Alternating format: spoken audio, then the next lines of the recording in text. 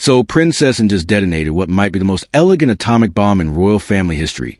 And the thing that makes this whole situation absolutely wild isn't even the tiara itself, but how Queen Camilla's explosive reaction in front of the entire assembled royal family essentially confirmed everything Princess and had been quietly investigating for months behind closed doors. If you are trying to prove you had nothing to do with erasing Diana's legacy over the last 2 decades, screaming at the top of your lungs that someone has no right to honor that legacy in front of over 200 distinguished witnesses is probably the absolute worst way to go about it. The scene itself was originally scheduled to be a modest, intimate family gathering inside Buckingham Palace in May 2026.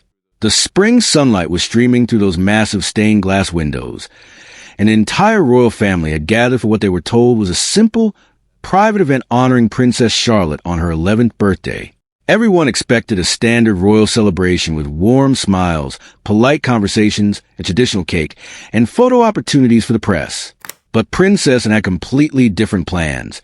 And the more you look at what she actually did versus how everyone in that room reacted, the clearer it becomes that this was never really just about a birthday party.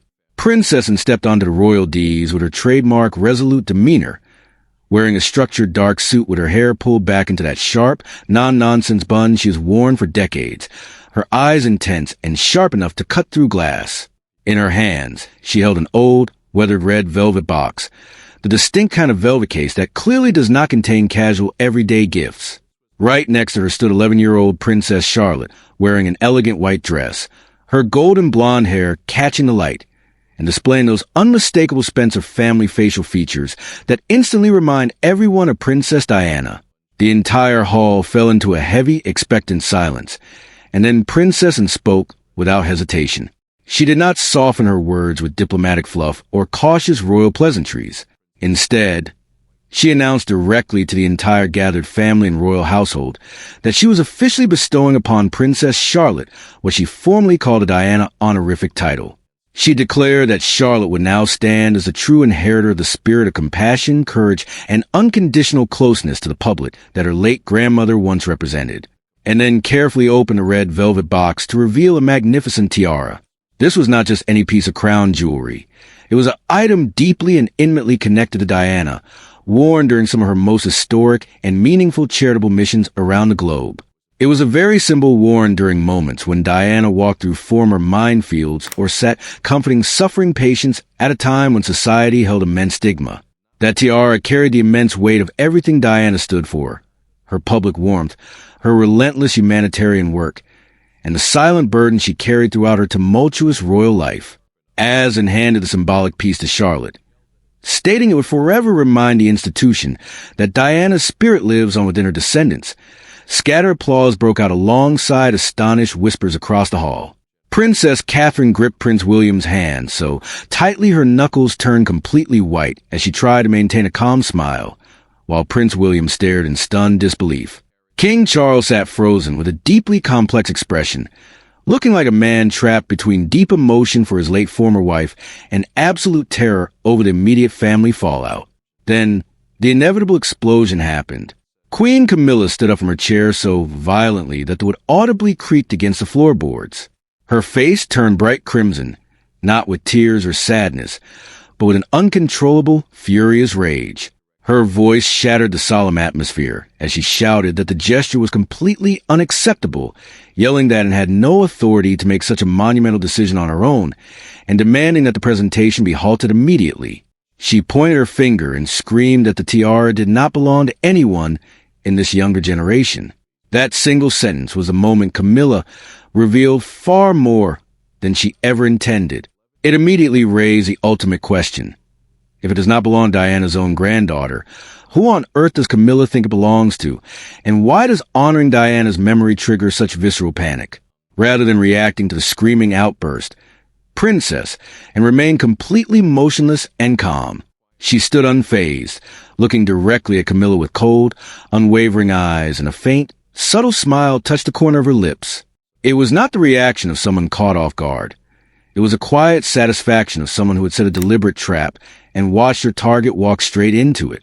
Little Princess Charlotte, bewildered by the chaos unfolding around her, held tightly onto Anne's hand and softly asked if she had done something wrong. and leaned down gently and reassured her that she was doing everything right and that her grandmother would be immensely proud of her. While the room remained frozen in shock, Princess had officially fired the opening shot of a battle that had been quietly building for months. What unfolded during that dramatic birthday ceremony was not an impulsive act of royal drama, but rather the calculated climax of a discreet investigation that Princess had been conducting for nearly 6 months. Long before the public outburst in the Buckingham Palace Hall, Princess had quietly noticed unsettling discrepancies regarding how Princess Diana's historical legacy was being managed within the official royal institution. After the public confrontation settled, and returned to her private quarters, sat down in her armchair, and told her closest assistant that the long-awaited process had finally begun. Over the preceding months, she had been systematically contacting retired palace insiders, searching through restricted archival files, and gathering pieces of evidence to uncover a disturbing truth.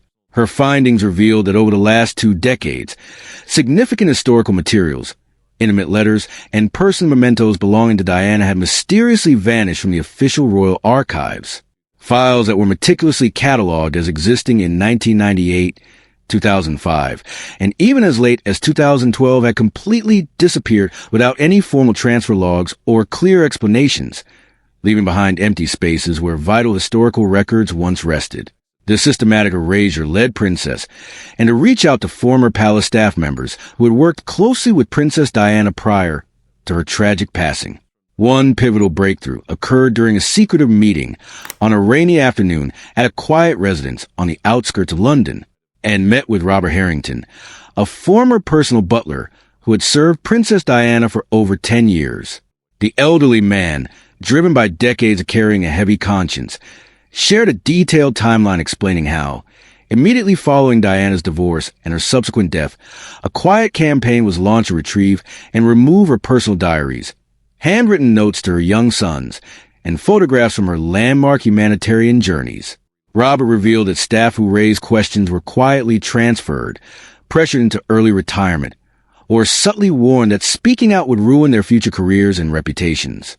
He explicitly pointed toward high-level directives originating from Queen Camilla's inner circle, driven by a persistent desire to diminish Diana's enduring public influence and reshape royal history to secure her own standing within the monarchy. Armed with these alarming accounts, Princess realized that verbal testimonies alone would not suffice to dismantle a system built over 20 years. She needed indisputable physical proof. Her pursuit led her to Edward Langford, a former senior archive assistant who had preserved hidden records before his retirement. Inside his basement, Edward handed in a secure collection of photocopied administrative logs and a small black USB drive containing a secretly recorded conversation from 2005, the very year Camilla officially married then Prince Charles.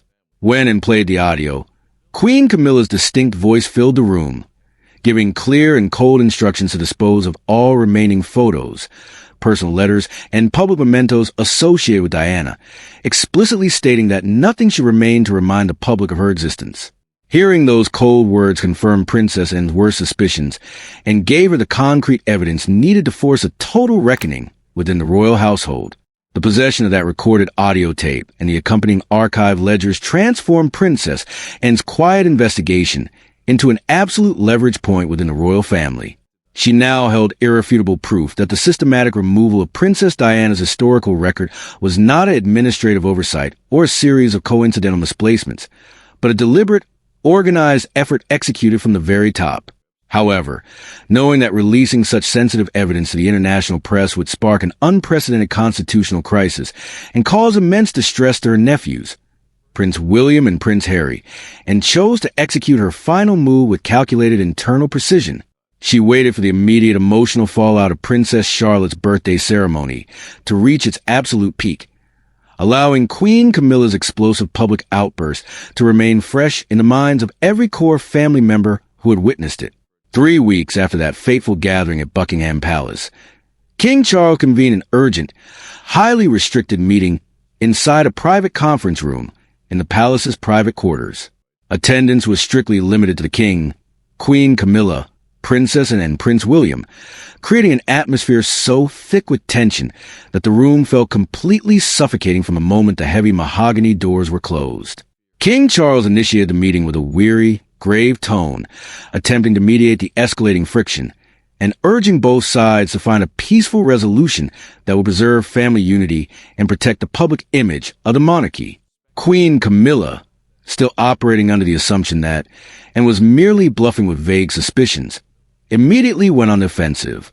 She slammed her hand against the polished conference table, accusing Princess of actively undermining her authority as queen consort, creating unnecessary division within the household, and maliciously weaponizing the memory of Diana to stir emotional distress among the younger generation.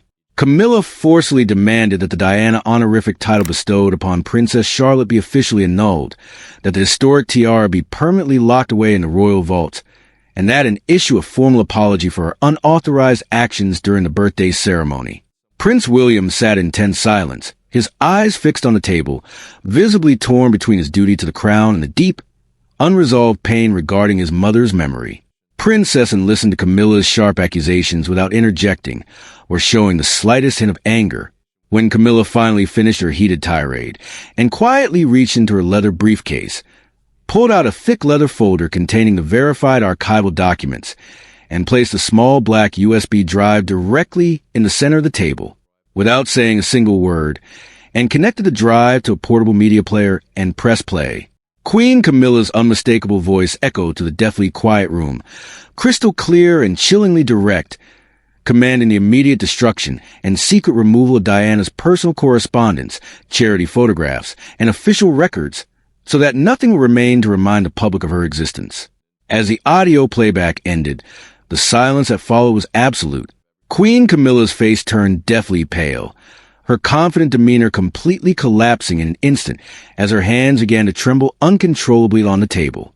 She attempted to stammer out a defense, claiming the audio was manipulated, taken out of context, or part of a rogue secretary's plan, but calmly laid out the accompanying paper trail. Photocopied logs bearing official sign-offs, signed statements from former palace staff, and documented transfer dates that matched the audio recording perfectly. King Charles sat in utter shock, looking at his wife with profound disappointment and heartbreak as the full reality of the two-decade deception sank in. He realized that the woman he had defended for so long had spent years secretly orchestrating a campaign that directly betrayed the historical truth of the institution and inflicted hidden damage on his own sons. Prince William raised his head, looking directly at Camilla with a cold, resolute expression that mirrored his aunt's strength, signaling that no further excuses would ever be accepted. Princess then clearly stated her non-negotiable terms. There will be no public scandal, no tabloid leaks, and no official public exposure of the recordings, but internally, the erasing of Diana's legacy ended immediately and permanently. Princess Charlotte will retain her title in the historic tiara. The suppressed historical archives will be fully restored and protected by an independent commission, and Queen Camilla would be systematically phased out from key decision-making processes regarding family heritage and legacy. In the days following that decisive confrontation, the internal structure of the royal household shifted permanently. Queen Camilla was quietly reallocated to separate living quarters in the eastern wing of the palace, her influence within the family's private governance effectively stripped away while maintaining a strictly ceremonial public front to prevent external media chaos. Princess stood by the tall arched windows of Buckingham Palace later that evening, looking out over the quiet palace gardens as the rain finally stopped. Prince William walked up beside her, quietly thanking his aunt for fighting a battle that he and his brother had been unable to fight for so many years, and smiled softly, reminding him that honoring the truth is not about revenge, but about ensuring that future generations, especially Princess Charlotte, can carry forward a legacy built on genuine compassion, courage, and unyielding strength. Through calculated determination and relentless resolve, the flame that Princess Diana had lit decades ago was officially protected, ensuring that her memory would never be buried in darkness again.